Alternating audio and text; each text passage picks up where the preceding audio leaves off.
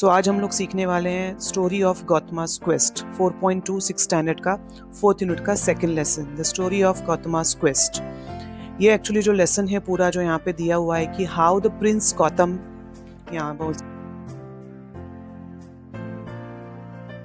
सकते हैं कि prince Siddhartha turn to Gautam. इस लेसन में पूरा वही दिया हुआ है कि कैसे वो सिद्धार्थ से गौतम बने। सो चलिए स्टार्ट करते हैं। लेकिन अगर आपको इसके बारे में ज़्यादा जानना है, पूरी लाइफ स्टोरी अगर आपको जाननी है कि गौतम बुद्ध कौन थे, कैसे थे, क्या उनकी लाइफ थी, कैसे वो क्या क्या किया, फिर जो बुद्ध धर्म उन्होंने कैसे स्प्रेड किया, बहुत अच्छे तरीके से समझाया गया है। इसके लिए 2 बुक्स हैं जो अमेज़ॉन पे अवेलेबल है, जो आप परचेज कर सकते हैं, जो बच्चों के लिए बहुत अच्छे हैं, जिनकी लिंक मैंने डिस्क्रिप्शन में दी रखी है। आप वो लिंक पे क्लिक करके बुक्स को ऑर्डर कर सकते हैं और अपना नॉलेज बढ़ा सकते हैं। तो चलिए स्टार्ट करते हैं ये lesson 4.2 the story of Gautama's quest. So Gautam, the Buddha, was born over 2500 years ago as Prince Siddhartha. He was the son of a king, Raja Shuddhabodhana. He was born on the sacred day of Vaishakh Purnima at Lumbini, situated near the city of Kapilavastu. 7 days after his birth, his mother Maya Devi passed away. It was prophesied at his birth that the infant would grow to either a great Chakravarti, that is an emperor, or a sannyasi, that is a renunciate, who would bring comfort to thousands of lost souls. So समझ के लेते हैं पहले ये story बताई है जहाँ पे गौतम बुद्ध, जो सिद्धार्थ, पहले जैसे उनका नाम था सिद्धार्थ, वो कहाँ पे पैदा हुए थे। He was born 2500 years ago. कपिलावस्तु करके एक सिटी है जो लुम्बिनी के नज़दीक है। Lumbini is the place near Nepal, Tibet. वहाँ पे वो पैदा हुए थे कपिलावस्तु सिटी में, एक राजा के घर में। उनके फादर जो राजा थे उनका नाम क्या था? शुद्धबोधना। और कभी वो पैदा हुए थे ऑन द वैशाख पूर्णिमा। उस दिन का जो महत्व था वो वैशाख पूर्णिमा थी जब भी वो पैदा हुए थे। फिर क्या हुआ? After the 7 days of his birth, यानी 7 days होने के बाद उनकी जो मदर थी, जिनका नाम है माया देवी, शी पास्ड अवे।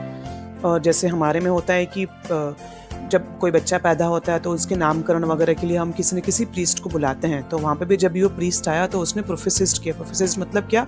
उन्होंने एक भविष्यवाणी बताई उसको देख के कि ये जो बच्चा है छोटा, ये आगे चल के जब बड़ा होगा तो बहुत बड़ा चक्रवर्ती राजा बनेगा या फिर एक सन्यासी बनेगा जो बहुत सारे लॉस्ट सोल्स, यानी जो रास्ता भटक गए हैं इंसान, उनको रास्ता दिखाएगा।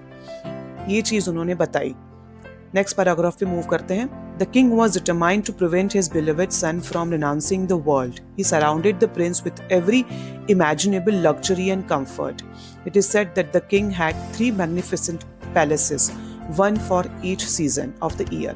And in the beautiful atmosphere of these royal mansions, Prince Siddhartha lived his secluded, protected life. अभी जैसे उन किंग ने सुना तो वो नहीं चाहते थे कि मेरा बेटा जो है वो सन्यासी बने।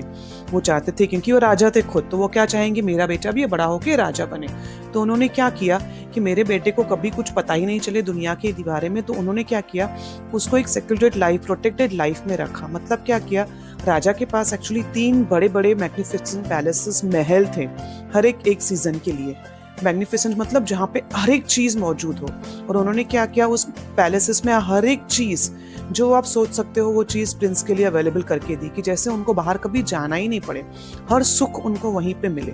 तो वो प्रिंस सिद्धार्थ वहीं पे पढ़ने लगे और वहीं पे उनको प्रोटेक्टेड, सेक्रेटेड और प्रोटेक्टेड मतलब दुनिया से फार अवे पैलेस एक लाइफ दी गई पैलेसेस में। फिर आगे बढ़ते हैं, कैसे उनकी लाइफ आगे बढ़ती है ये इस पैराग्राफ में बताया गया है। जो नेक्स्ट पैराग्राफ है ये बहुत अच्छी पैराग्राफ है, जहाँ पे आपको क्लियर होगा सिद्धार्थ से वो गौतम कैसे बने। In good time, the prince was married to one of the most beautiful girls of the realm, Princess Yashodhara, the daughter of the Kolian king.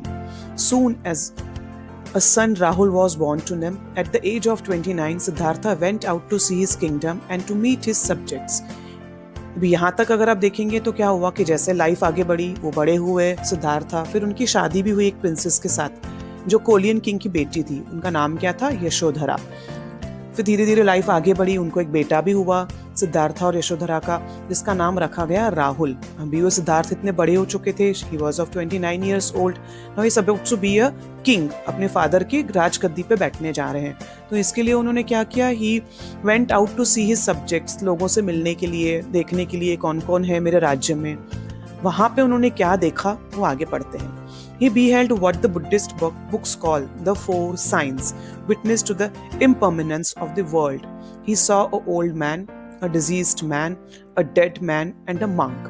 And there entered into his heart a vision of dukkha, the world sorrow. What is the way out of the world sorrow? He asked himself repeatedly.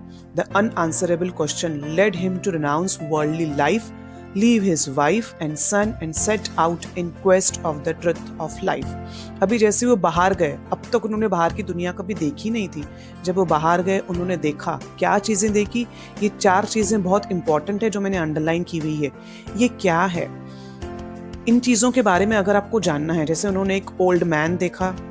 Old man यानी बहुत old आदमी, diseased man यानी एक बीमार आदमी, dead man यानी मरा हुआ आदमी, एंड अ मंक मीन सन्यासी. ये 4 चीजें उन्होंने देखी, जिनको देखने के बाद उनके मन में दुख आया, सौरो आया. आज तक कभी उन्होंने दुख फील नहीं किया था, क्योंकि इतने अच्छे पैलेसेस में वो रह रहे थे. लेकिन ये 4 चीजें जब उन्होंने देखी तो इनके मन में दुख कैसे आया? क्या है इन 4 चीजों का महत्व, जिनको बुक्स में, बुद्धिस्ट बुक्स में 4 साइंस बोलते हैं. तो ये अगर ज़्यादा आपको जानकारी चाहिए इनके बारे में, तो ऊपर मैंने आई बटन में इसका डिटेल वीडियो दिया हुआ है. आप वो वीडियो देखिए, आपको पूरा समझ में आएगा कि क्या होता है ये. जब उनके मन में दुख आया तो उन्होंने बोला कि आखिर इस दुख का निवारण क्या है. वो ढूंढने के लिए वो निकल पड़े. उन्होंने अपने वाइफ को, अपने सन को छोड़ दिया and set out in the quest of truth of life. और सच क्या है लाइफ का, उसकी सर्च, क्वेस्ट मतलब सर्च में, उसको ढूंढने. As I told you, now going to the next page. Next page में पूरा हम लोग देखते हैं, पढ़ते हैं और समझ के लेते हैं. The story of Gautam's quest that ends in illumination and attainment of nirvana is one of the most moving tales of our times. For 6 years did Gautama practice intense asceticism for several days in succession. He ate barely a grain of rice. His strong athletic body was reduced to a bag of bones, but it served no purpose. अभी यहाँ तक अगर समझ के लेते हैं तो क्या हुआ. जैसे मैंने बताया कि उन्होंने अपना घर छोड़ दिया, सब कुछ छोड़ दिया और एक सच की तलाश में निकल पड़े. तो वहाँ से लेकर बताते हैं कि गौतम ने एक्चुअली क्या किया. सब कुछ छोड़ देने के बाद उनको निर्वाणा यानी मोक्ष चाहिए था, अटेनमेंट ऑफ निर्वाणा, कि एक्चुअली ये दुख कहाँ खत्म होगा. उसके लिए 6 साल तक कंटिन्यूस वो यहाँ वहाँ भटकते रहे, यहाँ वहाँ प्रैक्टिस करते रहे. और एसेटिज्म मतलब सब कुछ छोड़ देना. एक सन्यासी कैसे होता है, घर बार सब छोड़ देते हैं, खाना पीना सब कुछ छोड़ देते हैं. तो वहाँ पे वही बताया कि 6 साल कम से कम उन्होंने ये सब त्याग तपस्या की. और हार्डली कुछ खाते थे वो, जो मिला जैसे मिला, जहाँ मिला, नहीं मिला तो भी ठीक है, नहीं खाना है. तो इतने जो स्ट्रॉन्ग गुड लुकिंग प्रिंस से अभी वो क्या बन गए थे. His strong athletic body was now reduced to a bag of bones. जैसे हड्डियों का एक पिंजरा रह गया था बस, और कुछ नहीं, मांस वगैरह कुछ नहीं था, बहुत ही वीक हो गए थे. But it served no purpose. लेकिन इतना सब कुछ करने के बाद भी क्या उनको जो वो चाहते थे मिला, जो वो ढूंढ रहे थे क्या वो उनको मिला. आगे पढ़ते हैं. The Buddha then scattered a handful of grass on the ground beneath the Bodhi tree and formed a seat for himself. I care not if my skin and nerves and bones decay, he thought. I care not if my life blood dries. I shall not give up until I attain to enlightenment. अभी इन सबसे तंग होके उन्होंने क्या सोचा, मुझे क्या करना है. अभी उन्होंने क्या किया, एक ट्री के नीचे पूरा सूखा घास बिछा दिया और उधर बैठ गए और अपने मन में एक दृढ़ निश्चय किया कि कुछ भी हो जाए, चाहे मेरे बोन्स पूरे डीके हो जाए, चाहे मेरी स्किन पूरी सड़ जाए, चाहे मेरे अंदर का जो बॉडी का ब्लड है वो पूरा ड्राई हो जाए, लेकिन आज मैं, जब तक मुझे एनलाइटमेंट नहीं मिलता, जब तक मुझे सच का पता चल नहीं जाता, जब तक मुझे वो आत्मज्ञान आ नहीं जाता, तब तक मैं यहाँ से नहीं हिलूंगा, नहीं कुछ करूंगा और ये करता ही रहूंगा, यानी पूरी तपस्या यानी समाधि में बैठ जाऊंगा. ये उन्होंने डिसाइड कर लिया. जो बोधि ट्री, अभी बोधि ट्री क्या है वो मैं आगे आपको बताऊंगी कहाँ पे है. इसके पिक्चर्स भी मैं एट द एंड शेयर करूंगी, आप देख सकते हैं. Then what divine willpower in these words, and what may not a man achieve if he would wake up his willpower. अभी ये वर्ड्स बहुत बहुत अच्छे हैं, बहुत बूस्टिंग है कि अगर एक इंसान चाहे तो क्या नहीं कर सकता है. अगर उसने ठान लिया अपने मन में, विल पावर यानी अपने अंदर उसने वो ठान लिया कि मुझे ये करके ही रहना है, तो डेफिनेटली वो कर सकता है. तो it applies to all of you also and me also, कि अगर हम सच में कुछ ठान लें और अपने साथ जिद कर ले कि मुझे ये हासिल करके ही रहना है लाइफ में. कुछ भी आप बच्चे जो भी फ्यूचर के बारे में सोचते हैं, करते हैं, अगर उसको एकदम अपनी इच्छा शक्ति से, विल पावर से मान ले कि मुझे ये करना ही है, तो दुनिया की कोई भी ताकत आपको नहीं छोड़ सकती या रोक सकती आपको. तो यही चीज इनके साथ भी हुई. अब आगे पढ़ते हैं. It is said that he saw a vision which contained a message for him. It acted as a spiritual stimulant to him. The words were, और इतनी समाधि, जितनी तपस्या करते रहे जब अचानक उनको एक विजन यानी एक साक्षात्कार जैसे बोलते हैं ना कि कुछ दिखाई दिया उनको, बंद आंखों में ही हमें जैसे मन की आंखों में से दिखाई देता है कुछ, और कुछ दिखाई दिया, एक शक्ति अजीब सी उनको दिखाई दी और उन्होंने कुछ बोला भी उनके साथ, उनको कुछ बोला। क्या बोला उन्होंने वो आगे पढ़ते हैं। द वर्ड्स वर, कौन से वर्ड्स जो उनके कानों में गूंजने लगे। Tune the sitar neither low nor high, the string overstretched breaks and the music dies. The string overslack is dumb and the music dies. जैसे वो हाथ में सितार लेके बैठे हो, उनसे कैसे क्या बताया उन्होंने, जो वर्ड्स थे उनको, ये वर्ड्स की मीनिंग क्या है जो ये बोले गए कि अगर जैसे एक सितार होता है, सितार की म्यूजिक अच्छी कभी बजती है, अगर मैं बहुत ज़्यादा सितार के स्ट्रिंग, जो उनके स्ट्रिंग धागे रहते हैं, थ्रेड्स रहते हैं, उसको ज़्यादा खींच के बांध दूंगी तो भी म्यूजिक नहीं बजेगा, अजीब सी आवाज़ आएगी। अगर उसको एकदम लूज छोड़ दूंगी तो भी म्यूजिक बजेगा ही नहीं उस पर।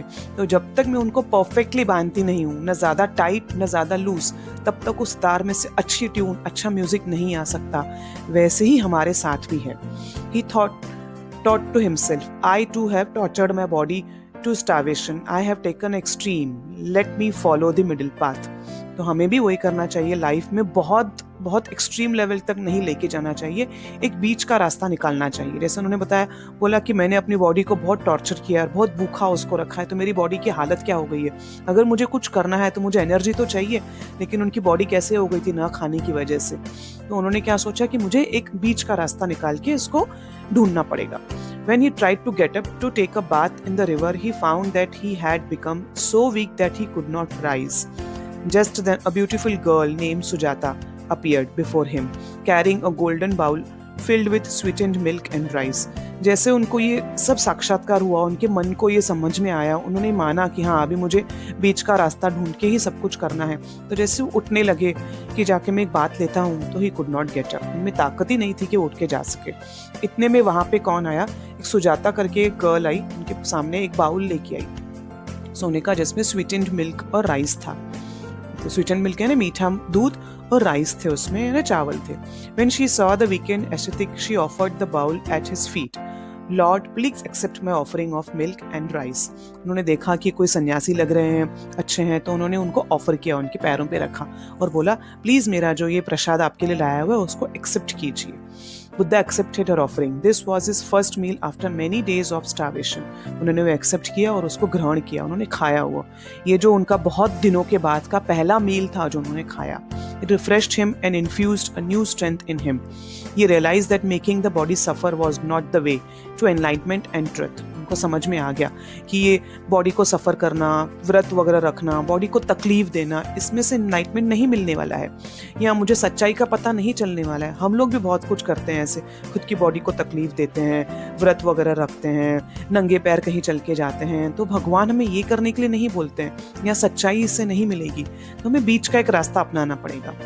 Gautam had longed for enlightenment. That night he found the answer to his query.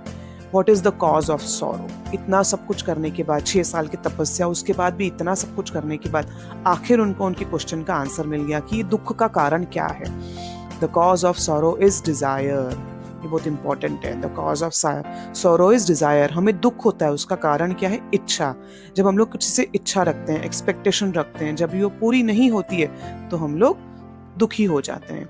ऐसा भी होता है ना, आप पापा मम्मी को कुछ बोलते हैं या पेरेंट्स से हम लोग कुछ डिमांड करते हैं, अगर वो नहीं पूरा होता है तो हम लोग दुखी हो जाते हैं। तो अगर हम लोग इच्छा नहीं रखेंगे तो सुखी रहेंगे, मिला तो वेरी गुड, नहीं मिला तो भी ठीक है, no problem. The cure for sorrow is to give up all the desires and adopt right living. तो इसका जो, अगर हमें क्योर यानी उस दुख को दूर करना है, उसकी मेडिसिन क्या है कि सब कुछ छोड़ देने का, डिजायर्स छोड़ देने का, अच्छी सी राइट लिविंग करने का। Born under a tree, the Buddha received illumination also under a tree. To this day, we venerate this tree as the Bodhi tree. तो जो born under a tree, एक बुद्धा, एक्चुअली सिद्धार्था का जन्म तो एक बहुत सच्चे महल में हुआ था, लेकिन बुद्धा का जन्म कहाँ पे हुआ? एक ट्री के नीचे। और क्योंकि सिद्धार्थ से बुद्धा वहीं एक्चुअली टर्न हुए, जब उनको एनलाइटमेंट हुआ, जब उनको पता चला कि सच्चाई क्या है, तो एक बोधि ट्री के नीचे हुआ। एक ट्री था जिसको नाम दिया गया बाद में बोधि, क्योंकि बुद्धा वहां पे जन्म हुआ, बुद्ध का।